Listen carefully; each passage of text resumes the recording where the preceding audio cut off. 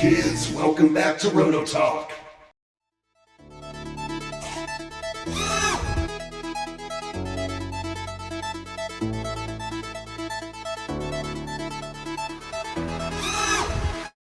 Oh, good morning, good afternoon, my little liquid lug nuts. How is life today? So, we're continuing the Thunderbolt tragedy here. So, last thing we did, we mounted the servo plate. The bracket works really, really well. I only got a couple more little things to do. So, I need to cut down the mast, or the shaft, which I'm probably going to do... we can do that today. It takes 2 seconds. Got to put in the water output, single pickup rudder, so we only need one, and we do have to mount the turn fin bracket. So I'm not sure which fin I'm using yet.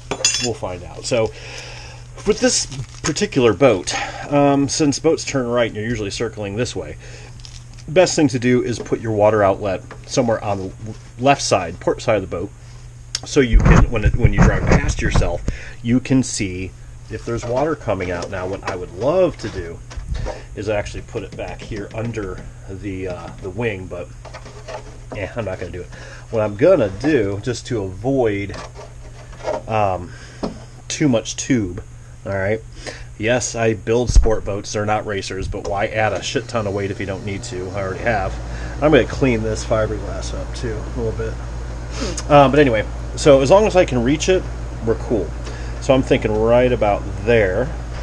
So what I do, if you can reach it, you can get it, right? Don't make it too extreme. Let's go right there. Perfect. All right. Usually what I use for these tapered bits, stepper bits, so there's two types, obviously. You can go with an actual stepped bit or a tapered bit. I like tapered bits for this kind of stuff. Whether it's metric, whatever, you can pretty much get it. And if you do it right, you can make it so this threads in without having to use the nut. Now, these are pretty cool water outlets. I can't remember if these are Joe's or OSE. Pretty much the only two places I get stuff. Most of the time I get everything from Joe, Zip Kits, Uncle Joe. But sometimes the smaller FE crap, I do go to Offshore Electronics. I'll put links to both those guys in the description. That's really about the only two places I go. Because Offshore does specialize in electric far more than most people do. So, 5 mil? Yeah, alright. So these are nice because you can screw them in with a hex there. A lot of the older school ones have a flat screwdriver slot in the top. I don't like those as much because you can slip off real easy and scar up your boat. So I'm just going to drill right through here. Don't go crazy unless you're really used to this. Alright, a little more.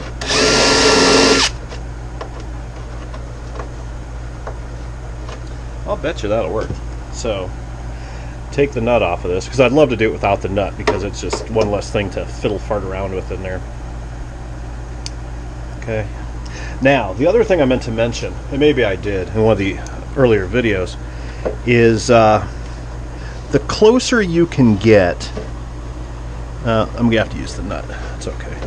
I'll show you why. The closer you can get to the inner line, which is the line where your center of gravity is. In our case, it's right about here. Pretty much with hydros, your center of gravity is usually right where your turn fin is going to be. All right. The more gear that you can put there, the better off you're going to be, because that lowers your center. It negates the weight because of your center of gravity. So if you could put your motor this way, which you can't, right on that turn fin line, it wouldn't affect your balance. You're going to need a bigger boat. So that's what we're going to try to do. Our ESC is going to go over here. Our water output, which weighs nothing anyway, is going to go over here. And then our battery is going to go there. So this is good. We will have to use the nut, but that's okay. Alright, so the next thing we got to do is do the bracket. Now, I use for these smaller boats, I actually usually use these, which are turn fin brackets. They seem to work if you really torque the hell out of them and put a nut on the other side, and your turn fin doesn't come loose. But what it will do is it allows it, if you do hit something in the water, it allows it to break and go up. My orange hydro, which you guys saw the other day, that's exactly, actually this is the turn fin off of that. Now, I don't know if I'm using this turn fin or not, but that's how that's where this bracket actually did come from. And I've never had that thing lift up. Now, on a big boat, I would never secure it with one lousy little screw, okay? But with this, it'll be okay. And plus, it acts like a clutch, so if I do hit debris, I don't rip off a sponson or anything like that. Do however you like. But you do want it mounted to the boat with two, if you can, all right? So I'm going to do that. And then I'm gonna look up what our measurements are, because they do tell you. Now, look at your ride surface. Usually it's right, the edge is right on the ride surface there. That's where I put them, something to that nature. Don't have a whole lot of room for error here. I mean, you basically make it parallel. So this bracket, we want totally parallel with this flat ride surface. So I'm going to go ahead and do that. So what that means is I'm going to, just like the rudder, I'm going to drill one hole, and I'm going to use it as a pivot, and then I'm going to flex this up. Now, what you can do, and I may do, is you can later on, you can slot this second screw so you can have some interpolation, I should say, going that route, okay? So I'm going to do that real quick, come back and talk about it. It's never over. So, got the fin on, worked out great. And God bless Phil Thomas. This is an aluminum plate in here. I thought it was probably just going to be wood like the transom. So in the directions advised to do this, to drill and thread. That way you don't have to piss around with nuts on the other side. That's exactly what I did. Now I made my metric because that's the way the world should be, and they just haven't caught on yet. But either way. So yeah, again, take your digital level. All right. Take your level, put it on your ride pad, make sure it's 0. Then put it on your bracket, make sure it's at 0. I always make the bracket 0 because you can change fins. All right, so that's that. Next thing I'm going to do, I'm going to cut my tube so I can cut the shaft down. Now this is the shaft that was literally out of the orange hydro, and it's going into here. And I could cut it probably without it, but the shaft will add a little bit of length. So, and I am going to have to solder this in. So, the old trick, I already did a whole video on annealing. Go watch that. We have such sights to show you. Annealing boat shafts and the principles and metallurgy of it. I already annealed this where it needs to be, okay, which is right around in here. And I already did this, but take some sandpaper. Get off any oxidation. I'm going to mark that just so I don't get confused, because my little brain gets confused that that's the annealed end. But since this is using a stuffing box, that's what it did look like. I am going to be soldering this in, so I want to get all this off. Perfect. All right. So this is our annealed end. So this is the end that's going to go into here, and then I'm going to solder it in to right like that. All right. So we should be able to now at this point, because it's annealed, gently bend it down to about there. All right, and then I'm going to cut it. Did that anneal? Yeah, see, no crimp, we're good. Then we're going to cut it just off right about here, because you've got some room in there to play with. So to do that, trusty dusty easy cut wheels on Dremel.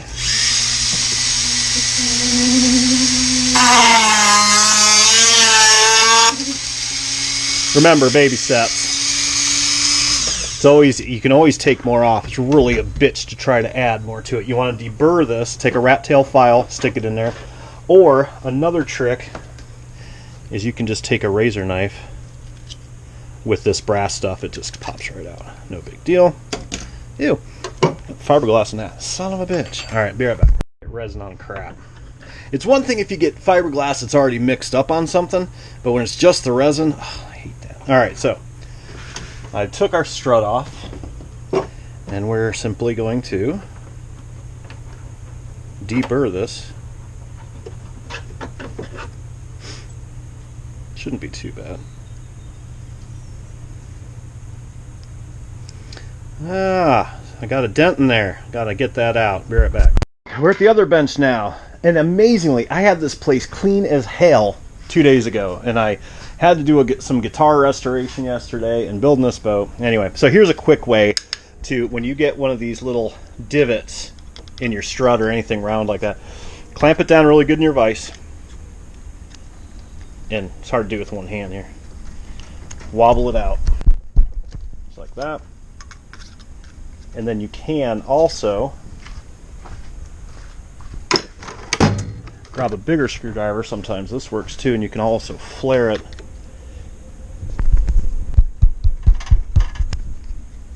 like that. Okay. So there's the other mess, musical messes, and that should work like a charm. And it does. Okay, so we're going to slide this dude in here, slide that dude in there.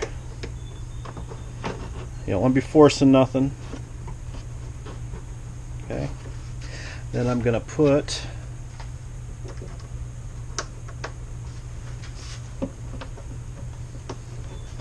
maybe, there we go. Alright. Now what I think I'm going to do, I might do a compound, I might anneal it right here too, and put a little bit of a bend in it there as well. Just because I don't want all the bend in there. I'd rather take a bend that's semi-steep. You can see it's not that bad, but it's such a short distance because I put my motor way up here. I'm gonna do a differential with the bend. So instead of having such an extreme bend right here, because I do have to bend it down more, I'm gonna anneal it right here-ish, and mark that real quick. And I'm gonna take some of the bend and put it in there too. Okay, otherwise I would just have to keep going with this and it will probably crimp it. Alright, so I'm going to pop this in the torch. Again, I'm not doing that on this video. I'm trying to keep this reasonably quick, and I already did a whole video on that, so go watch it if you haven't already. Be right back. So I'm walking through the shop. I annealed the tube, put it in, so you can see much better. Okay, and I'm walking back, and because I run such a pigsty in here, as you can see, and it will be clean by tonight, hopefully. I had a piece of blue tape with an X-Acto knife blade taped to it for some reason, like fell on it, and it's sticking straight up and went right through my frickin' sandals. Like, son of a bitch. Anyway, no big deal. So, I like to leave a little bit of shaft out when I do these. Some people like it right up to the motor. Whatever. Does it matter? Not really. Alright, so I'm going to take some resin. Some people call it resin. I call it rosin. Alright. Then, if you have enough room to work like a big boat, like a gasser, and you're doing this, use a torch for this. But I'm actually just going to use a good old-fashioned soldering iron. It'll heat it up enough. Capillary effect being what it is. And why I'm doing this is you just don't want this to twist around. You don't want the tube twisting with the shaft. Okay.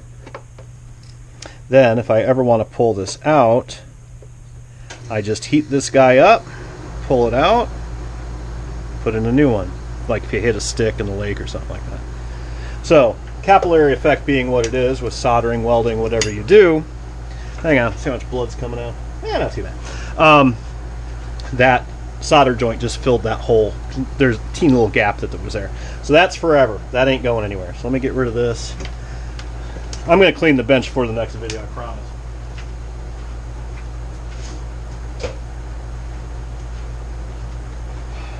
Okie dokie. So now we got to cut down our shaft. This is easy enough. So I'm going to take, because that's our old shaft. Goes way back. We still have our bushing on there too. So I'm going to slide this through. Dry. Okay. Okay. That's it. Look at all that hanging. Now, like an old middle-aged chick. So, what you got to do here, where is my... Alright, so just like a gas scale, what you want to do is measure this distance here, but just like gas, you want to keep the shaft width right here. You want to keep that much of a gap right here. Okay, and you can see where my old gap was. It's discolored right there. Happy days, right? So we're going to make sure this is all the way in. Okay, which it is. And then I'm just going to lock this in right about there. Boom. I just lock it in, okay? Pull out the shaft. Then, I don't know why I'm talking like I'm from Kentucky. We're just going to mark this on the shaft. Real precise like. I always give myself enough leeway. Alright. Then we're going to take our super duper cutting wheel, whack it off.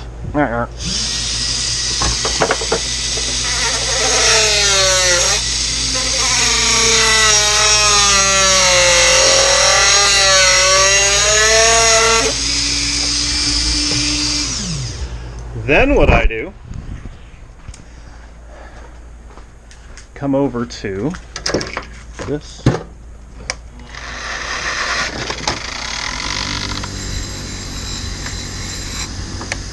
I deburr the edge. Okay. Now I have seen guys, many people do this. They will solder this end.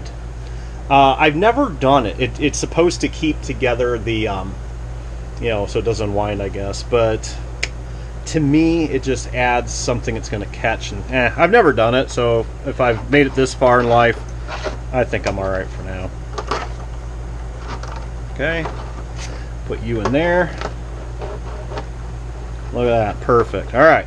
So what we're doing here, if you haven't figured this out yet, we're getting all the gear in because we want to see where the center of gravity is going to lie. Because the next thing we're putting in is our battery. Now my motor is only held in with one screw right now, which is kind of why it's tight going in. If you guys noticed, the shaft was tight. So we've got the ESC in there. I'm just going to leave this thing off for now. Alright, super fancy Z-bend servo that I need to redo. I do need to put a boot in here. Now, you don't have to put a boot in there, technically. A boot meaning, hang on, let me grab one. Well, shit. There's one around here somewhere. Anywho, I'll show you later. So all I'm going to have to do is take off all the hardware, drill that deeper, and put a boot in. You don't have to do that, except for the fact this boat has a piece of wood in there that I've drilled through. And if water will creep in there if there's not a boot, and it will, over time, rot this out. Now, I don't know. Phil Thomas hydro or hulls are pretty damn nice from what I've seen so far. This is probably already a sealed piece of wood, so I wouldn't have to worry about it. However, I have drilled through it right there. So you could maybe try to get some sealer in there and seal that off so it doesn't rot, but to me, I'm just going to put a boot in there and do that. I just take super glue CA and put it in there as well. So we're just ligging and digging here about where our center, our CG is going to be. So we have our ESC in there. We have a wires in there. Wires can go down here. Receiver. There's always a receiver. I'll just grab one. It's a junky little fly sky thing. Stick it in there. I mean, you don't have to. Now, obviously, battery. I make these, all right? If you want this file for your 3D printer, I'll be happy to give it to you. It's kind of a hokey little POS, but it does its job. My great friend, George, in our chat group, he's always sending me weird shit, like blocks of lead, you know, whatever. Yeah, in case you need wood or weight, right? He sends me this Velcro, and I love it. It's that two-sided, you know, it's got the fuzzy shit outside, tighter stuff inside. And I use this stuff for like keeping my extension cords wrapped in the shop. You name it, I use it. But so what I did was I designed this for a battery. It could be bigger, but that's okay. Should have made it a little bit longer, but it'll work. And then what you do is you glue this into your boat, and then you run 2 strips of this on the underside and 1 the length side. Wada bang, batteries in. Okay, so now we've got everything on. I'm going to take a piece. So that's what we're determining right now, obviously, is, hey, where the hell does this battery fit in and all this? So I'm going to take a small piece of tape, okay, and I'm just going to stick it on the battery. Now I think right here, I'm just going where the fin's at, is pretty good. Now, they said, where's my tape measure? Probably lost it. Oh, hell with it. So I'm just going to rough it. I'm going to go off right where the turn fin's at. So this needs to go a little bit higher maybe. I don't hate it. Now, don't forget, whatever. And then you're going to paint and all that shit. It's still a little nose heavy, which is good. That's where I want it. You can always move it back. Alright. So I'm guessing. I put that tape on the battery to temporarily hold it, but I don't really even need it, I guess. Okay. Because these do add up. You want it as close as you can. So I'm doing my centering pretty much right on the turn fin. Yeah, I think that'll do.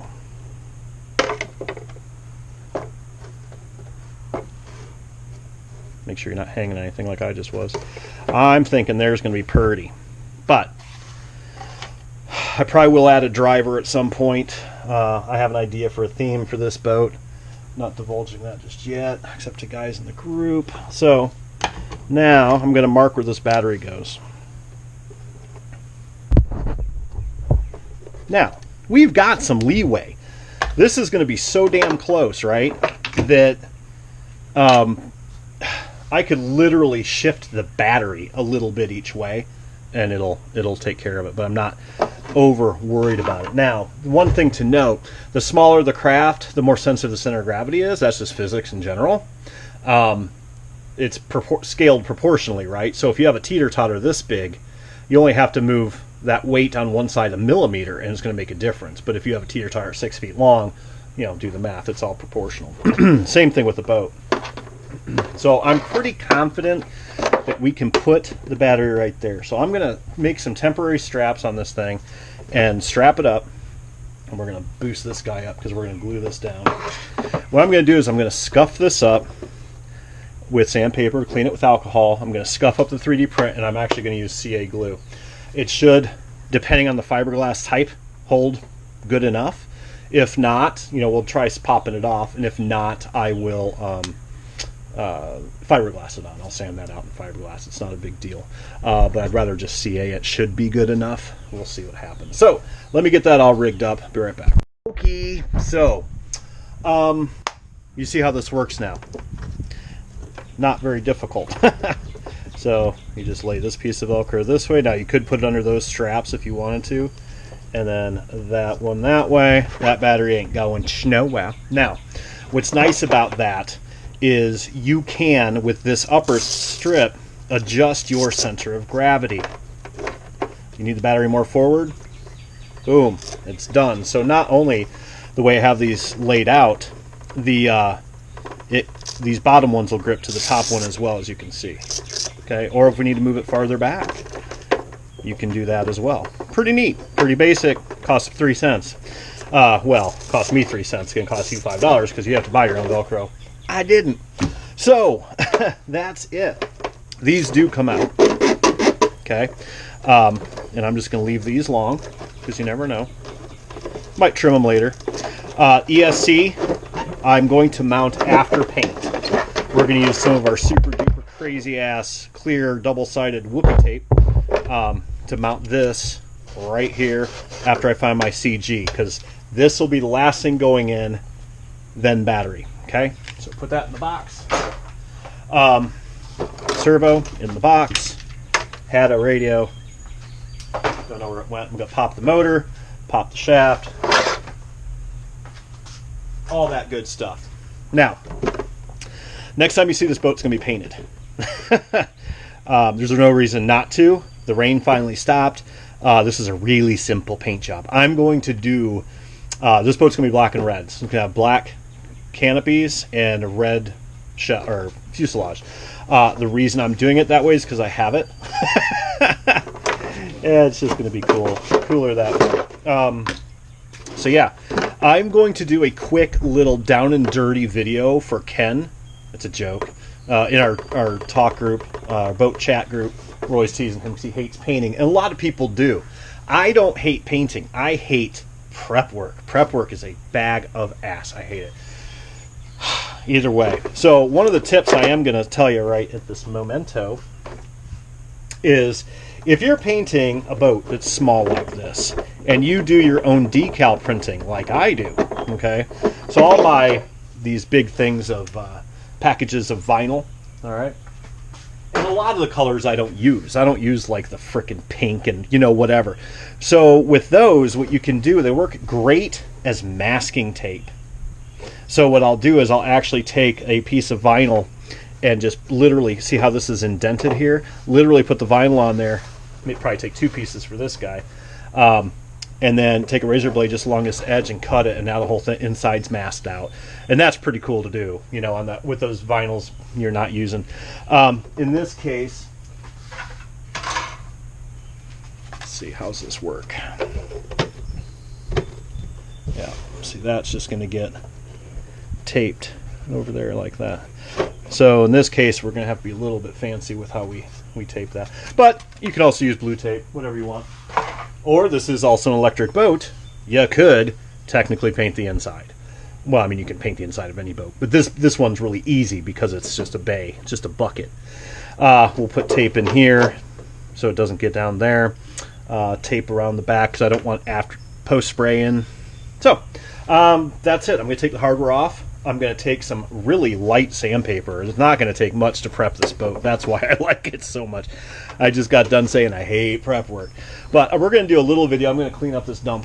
We're going to do a little bit of a video, and I'm going to paint just the cowl and show you guys how I do it, because there's a lot of misconceptions that, oh, you have to match paint, you can't use rattle can, and you can't use this, you can't use that. Well, I've tried about every single way of painting there is, and one of my favorite ways to do it is I use a rattle can primer. You have to scuff everything, and wood boats are different. You have to seal those, and this one doesn't need seal. So we're going to scuff this down with 220, wipe it down with alcohol, spray it with, I use Rust-Oleum primer, 2-in-1 actually. Probably the white, because I think I've got some left over from the green boat. And then I'll take Scotch-Brite, I'll rough up the primer, then I'll shoot it with a real gun, with red, in this case the Duplicolor from DuPont. I don't know who makes it, maybe it's just Duplicolor. I'll spray it red, and I'm going to do the exact same principle with black with the cowls, only they're going to be rattle can the whole way except for the clear, and then clear I do use the 2000K. But I'm going to do all that in a little video, hopefully, for the cowl. I'm not going to do the whole boat because you do one thing, you do them all. So until later on today, kids, keep dry side up. Bye.